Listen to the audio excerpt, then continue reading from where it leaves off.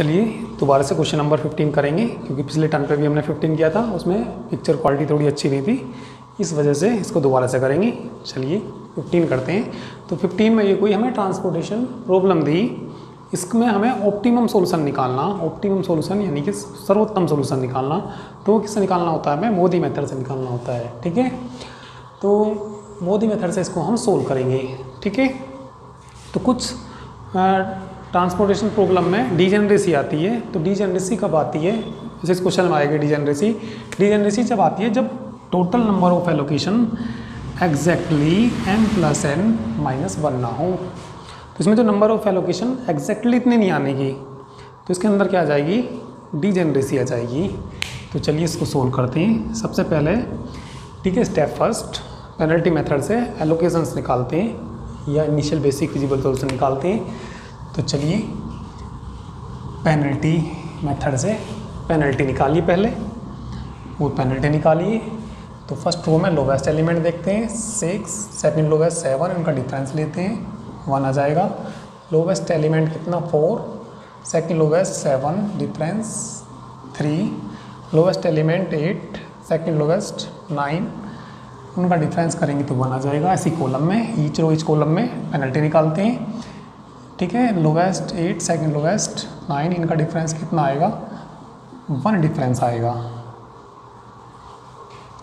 ठीक है, 9, 10 का डिफरेंस 1 आएगा।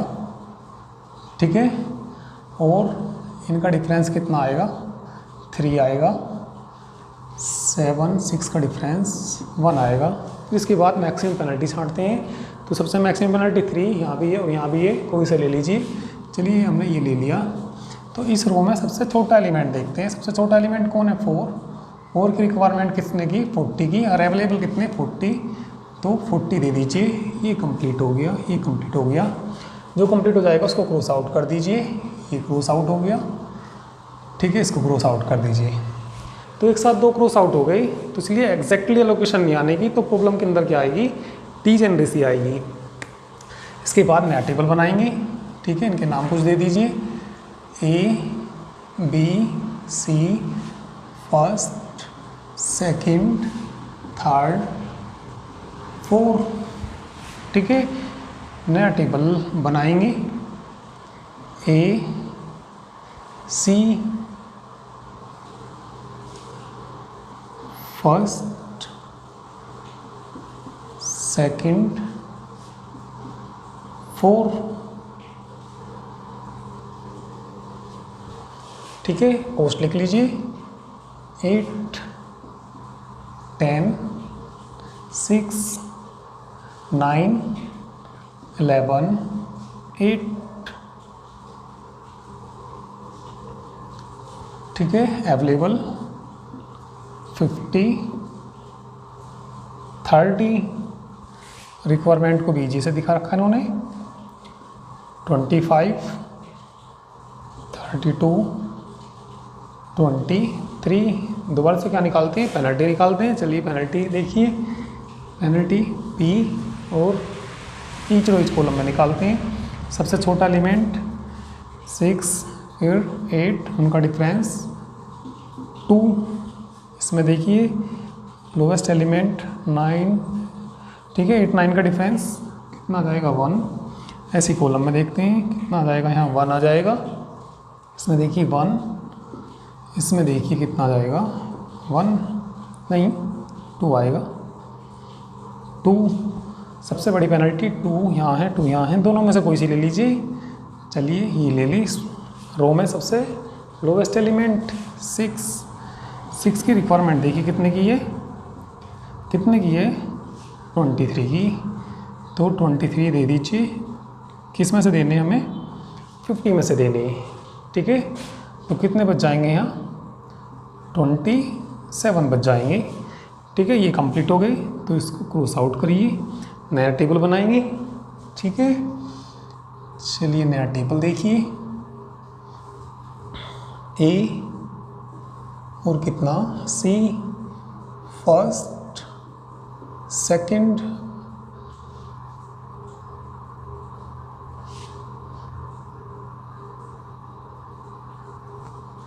Host 8 10 9 11 A I B J, यहाँ कितने बच रहे 27 और कितने 30 25 32। इसके बाद दोबारा से पेनल्टी निकाल लेंगे, ठीक है, each row and each column. तो लोवेस्ट एलिमेंट देखिए 8 10 डिफरेंस 2, तो कितना आ जाएगा यहाँ 2, इनका डिफरेंस कितना आ जाएगा 2, इनका डिफरेंस 1 1। इन दोनों में से कोई सा ले लीजिए। चलिए ये ले लिया। रिक्वायरमेंट देखिए कितने की 25 की, तो 25 27 से दे दिए तो कितने रह जाएंगे यहाँ 2, तो ये कंप्लीट हो गया, ठीक है। तो इसको कितने देने हैं यहाँ हमें, ये तो कंप्लीट हो गया, बाकी ये दोनों इनको ही देने। इसको चलिए 2 दे दीजिए, कंप्लीट हो गया। 2 दे दिए तो कितने की रिक्वायरमेंट बचेगी 30 की, 30 अवेलेबल है, 30 की रिक्वायरमेंट है, तो 30 दे दीजिए, कंप्लीट हो जाएगा, कंप्लीट हो जाएगा। तो इसका इनिशियल बेसिक फिजिबल सॉल्यूशन आ जाएगा, इनिशियल बेसिक फिजिबल सॉल्यूशन, ठीक है। x23 कितना 40 और कितना x14 23 x11 25 x, ठीक है, 1 2 x12 2 सी में यानी कि 3, यहाँ 2 x32 कितना 30। तो एक बार और देख लीजिए इनिशियल बेसिक फिजिबल सॉल्यूशन, भाई ये दे रखा है 40, तो सेकंड रो थर्ड कॉलम यानी कि 2 3 x23 इस तरीके से लेते हैं, बाकी सब भी इसी तरीके से लिए, ठीक है। तो ये क्या आ गया हमारा इनिशियल बेसिक फिजिबल सॉल्यूशन, या इनको एलोकेशन भी कहते हैं हम। तो ये एलोकेशन एग्जैक्टली कितनी होनी चाहिए, ठीक है। इसमें देखिए नंबर ऑफ रो 1 2 3 तो रो हैं, कॉलम कितनी है 4, तो 3 + 4 - 1 एलोकेशन होनी चाहिए, ठीक है। 3 और 4 7 -1 6, तो कितनी एलोकेशन होनी चाहिए 6 होनी चाहिए। यहाँ कितनी 1 2 3 4 5, तो कितनी है 5, एक कम है।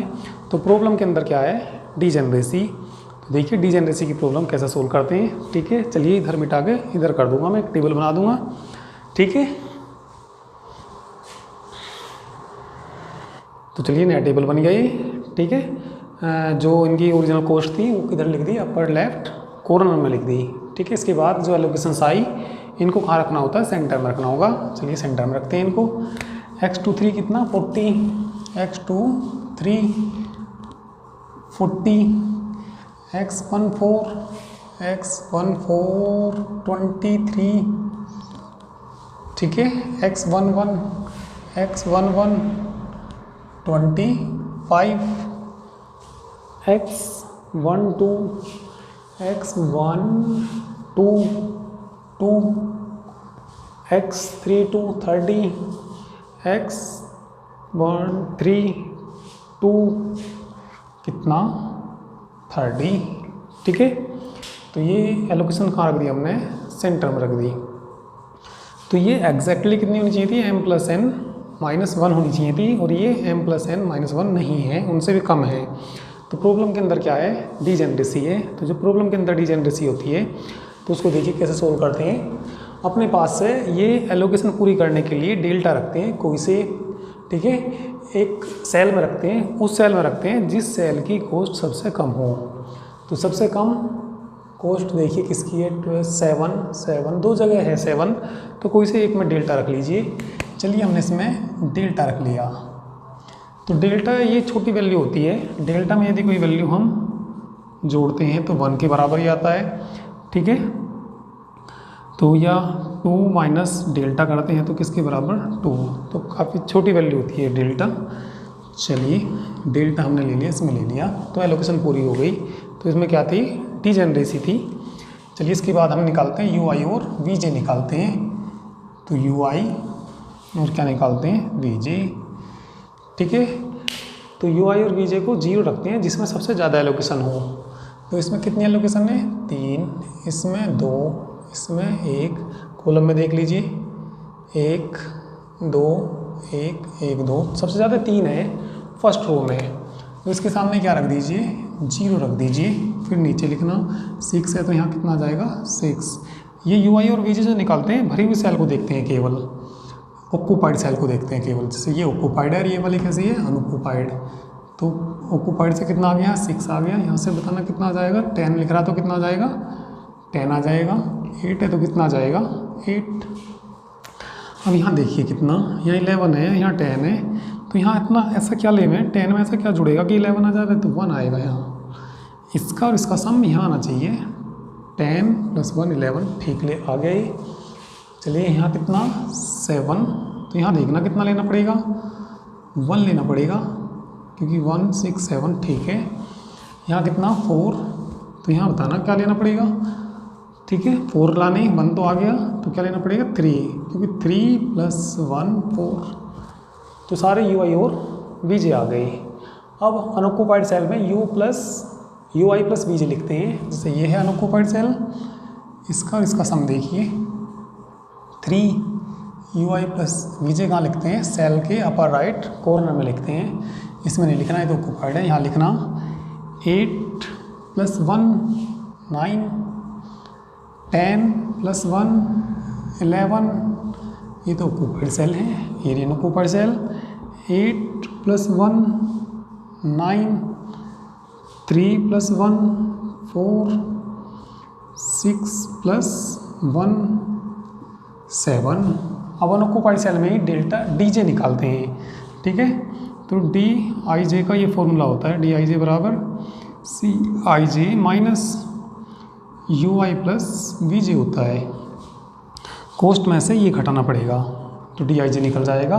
और सेल के ठीक है लोअर राइट कॉर्नर में रखते हैं। तो सी आई जे में से घटा दीजिए कितना 4 आ जाएगा ये। इसमें से घटा दीजिए 12 - 9 3, 9 - 11 -2, 9 - 9 0, 10 - 4 6, 8 - 7 1। तो ये सारे क्या निकल गए, डी आई जे निकल गए।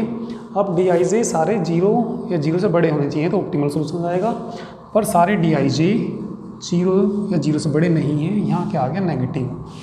मान लिया और भी कहीं नेगेटिव आ जाता है तो मोस्ट नेगेटिव जो ज़्यादा नेगेटिव है उसमें उसी सेल में थीटा रख देते हैं। तो जैसे इसमें नेगेटिव आ गया तो यहाँ क्या रख देंगे प्लस के थीटा।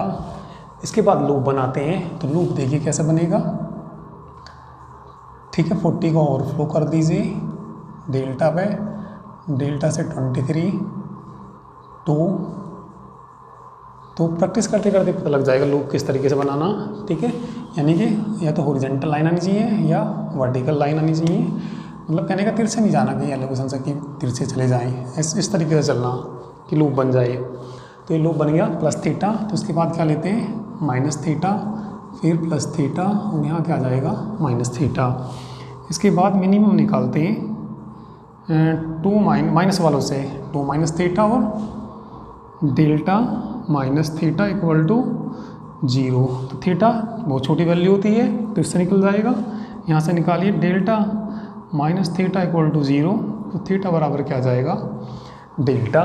तो थीटा बराबर डेल्टा रख दीजिए। ठीक है, थीटा की जगह डेल्टा रख दीजिए, आगे रख देंगे टेबल बना के। ठीक है, उधर मिटा के बना दूंगा मैं।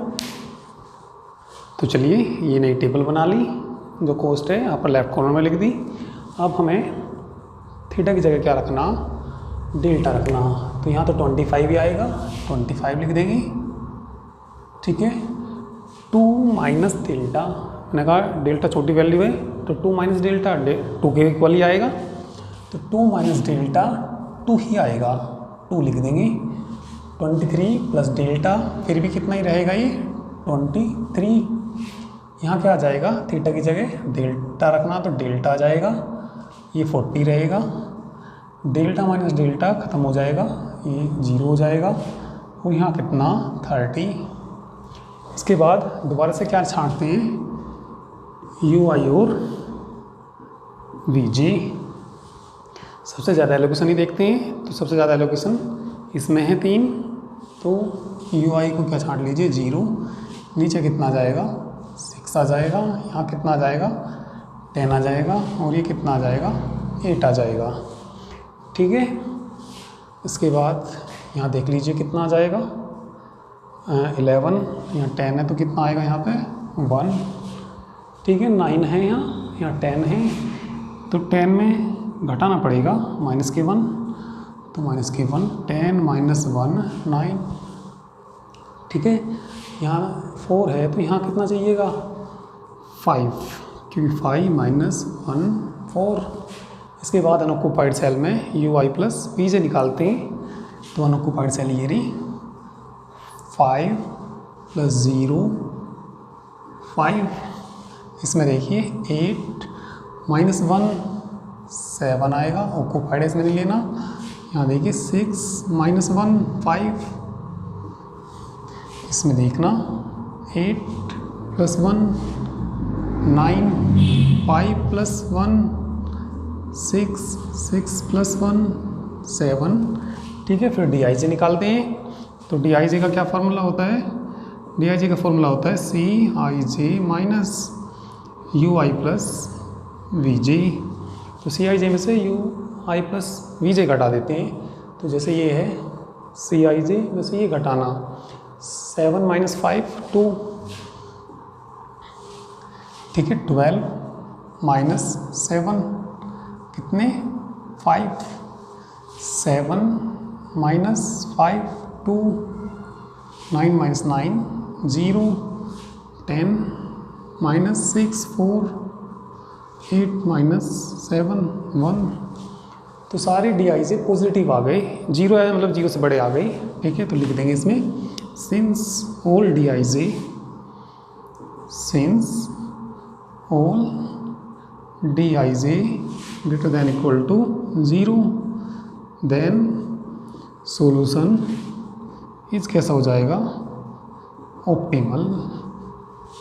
ठीक है, तो इसका इनिशियल बेसिक फिजिबल सॉल्यूशन बता सकते हैं, इनिशियल बेसिक फिजिबल सॉल्यूशन। तो x11 कितना, x11 5, x12 कितना 2, x14 कितना 23, x2 डेल्टा नहीं लेने के, x23 कितना 40। ठीक है,